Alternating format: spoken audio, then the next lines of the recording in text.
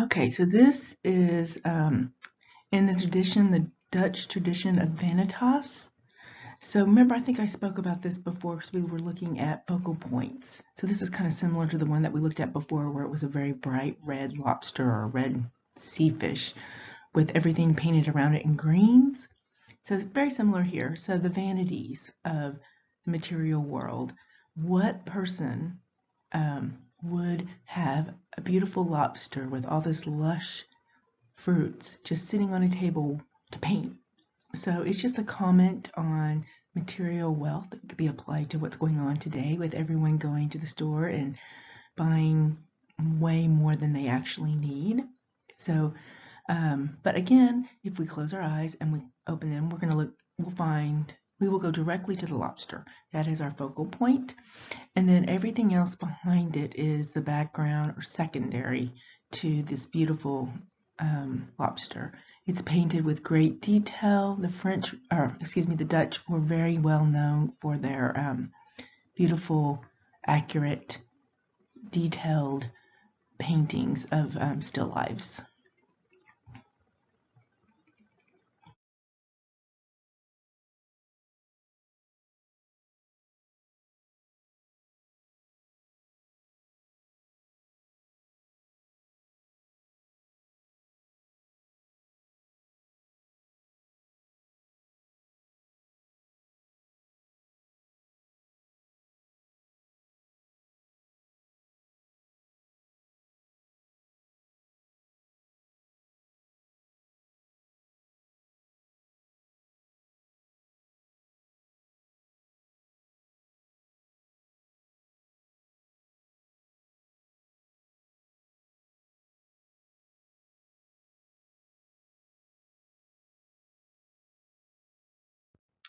So this one too is commenting on materialism, the vanitas, um, by painting an open refrigerator filled brimming with food.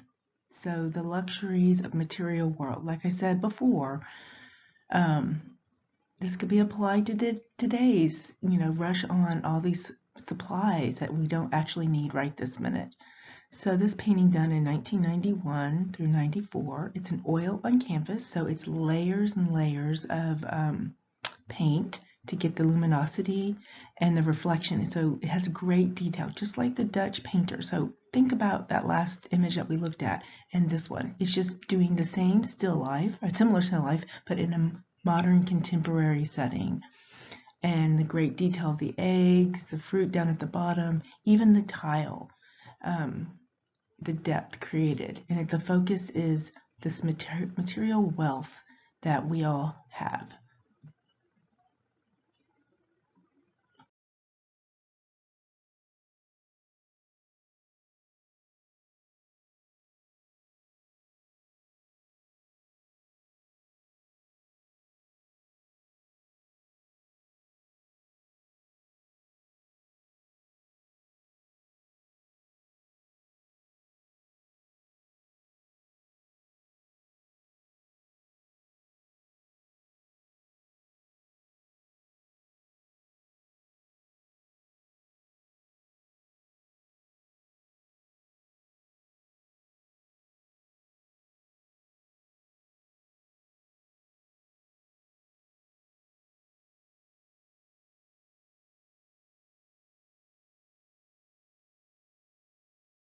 Okay, in this painting, this is oil on linen, dancing shoes, 1998.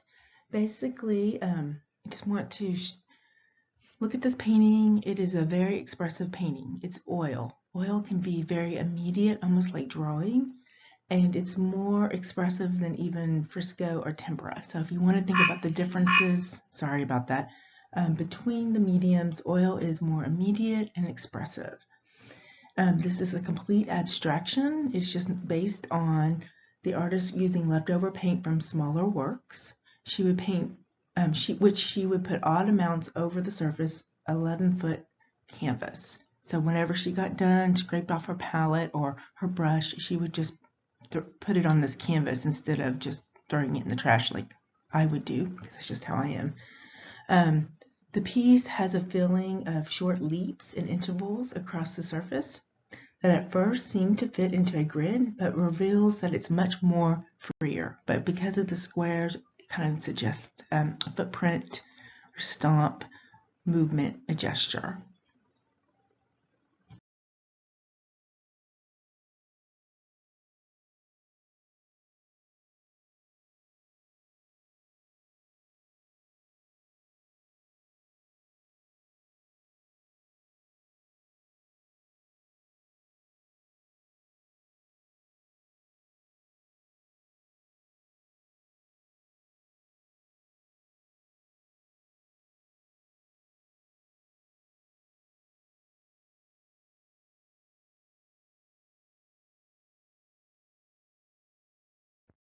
Okay, so this is the Chinese watercolor painting style. I think we've talked about it a little bit.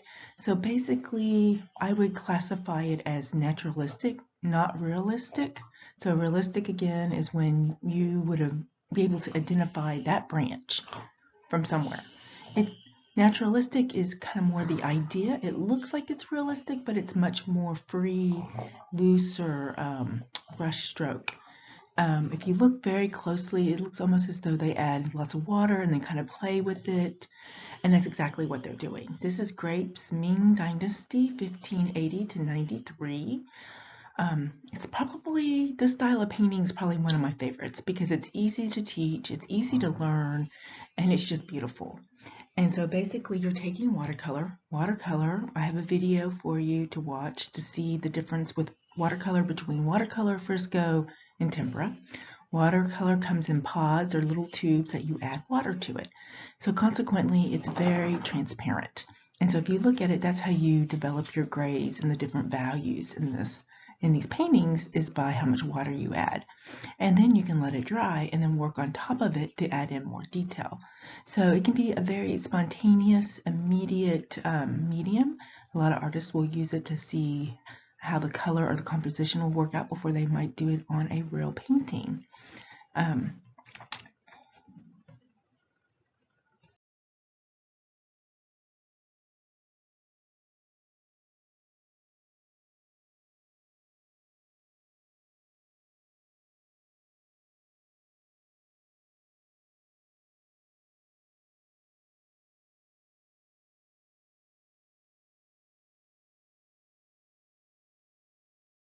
So this is another example of watercolor um, by Homer, A Wall. It's about the natives living in Bermuda and then the tourists and the more wealthy people coming in and buying property there.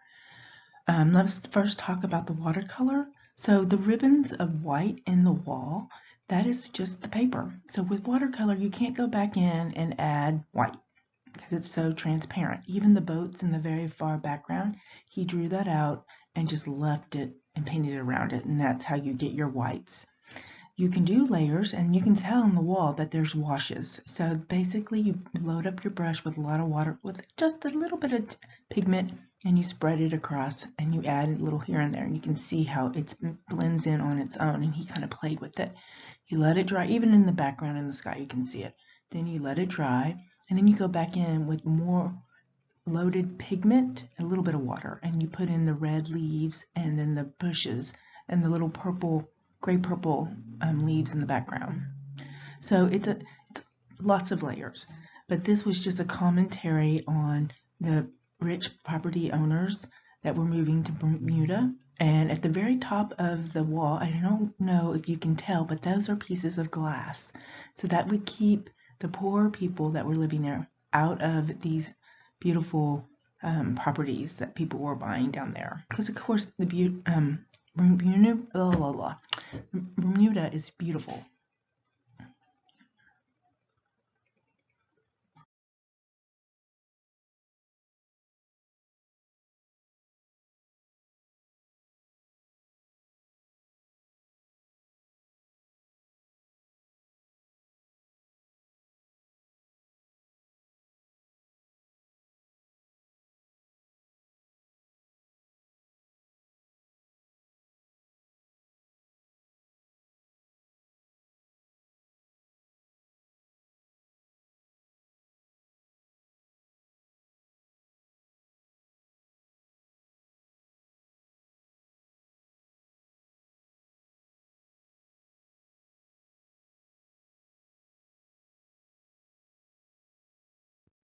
So in this piece, it's an example of mixed media. Basically, the watercolor part that's color is the watercolor, and then the black on here is charcoal. And if you look closely, to me, it's abstract because it's not super realistic, nor is it naturalistic. If you look at it, to me, it looks like a boat coming into shore, going past the shore. It has a lot of movement in it because of the diagonal lines. And again, the mixed media makes it very dramatic. The watercolor, all the white that you see in here is just the paper. It's been left unmarked by watercolor or the charcoal. So mixed media, very dramatic, and of course it's abstract.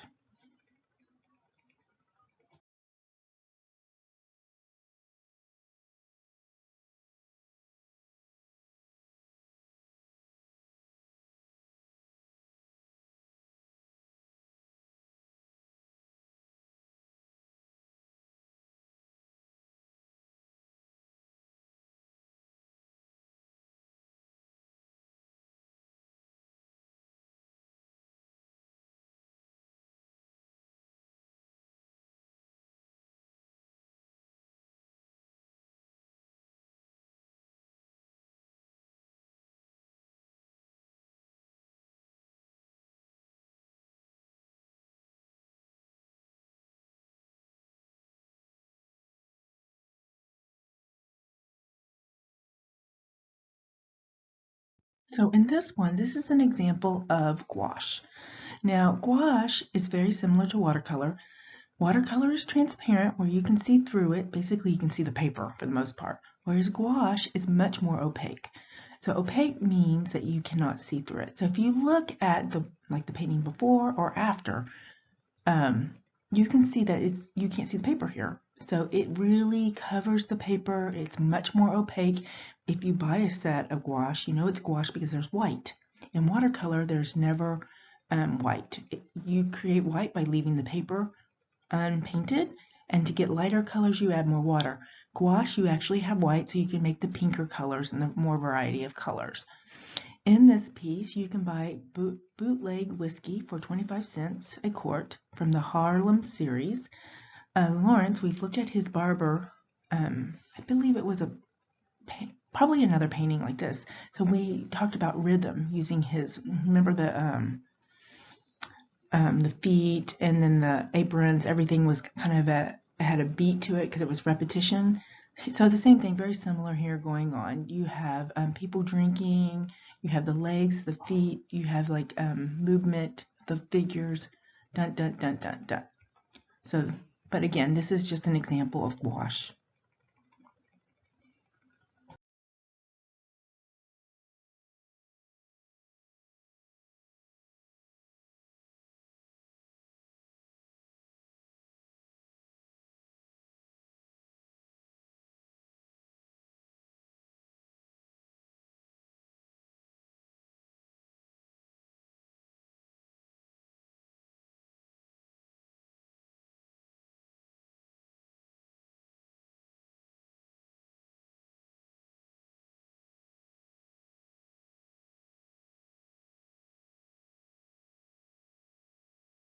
Okay, in this painting, Helen Frankenthal, she uses acrylic on canvas. So this is an example of acrylic. She started out using oil, and like I told you before, oil on canvas, if you do not put down the ground or a latex barrier or gesso barrier between the paint and the canvas, it creates this yellowing effect. And so she started out just pouring, she would put her canvas down on the ground and pour a very thinned out oil paint onto the canvas. And she was getting these weird yellow pooling around it. It's really gross. Don't try it. I've done it. It's not fun. So she started trying to figure out another medium and where she could just pour it onto the canvas and not have to have a ground on it. And she discovered acrylic. So acrylic is perfect for that because acrylic is plastic.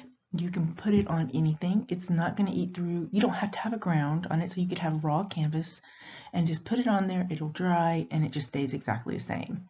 So this is just an atmospheric, abstract, very abstract painting using the medium, playing with the medium, acrylic, to see what will happen.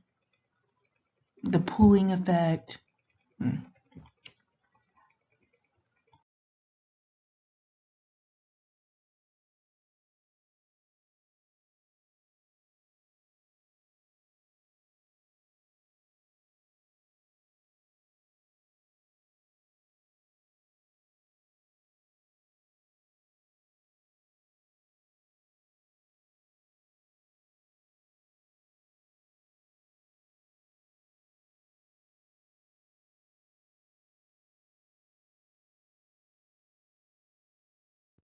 So this is an example of a mural painting. It's more than a mile long, the Great Wall of Los Angeles, done in 1976. And at that time period, they were building freeways that would happen in New York and in California, different parts where it would divide the city in half. And typically it would put the upper, more wealthy folks divided with from the poorer areas. So it depicts the intersection of 4 major freeways in the middle of East Los Angeles. The artist felt like it was a giant scar across the land, and it served to divide the city. She was protesting the building of the Dodger Stadium, which displaced the Mexican community. That would be she's depicting it. The artists here are depicting it. I believe it's the woman in the red who is protesting the Dodger Stadium. The artist was a director and facilitator more than a painter. So she gathered up 400 inner city youth recruited from the juvenile justice system from gangs, and they did their painting and design together. So this is definitely your typical mural, also employing more acrylic, more mediums that can withstand being outside in light. So think about that. That's a new technology and a different consideration. So I think it's actually very interesting. It's a political statement.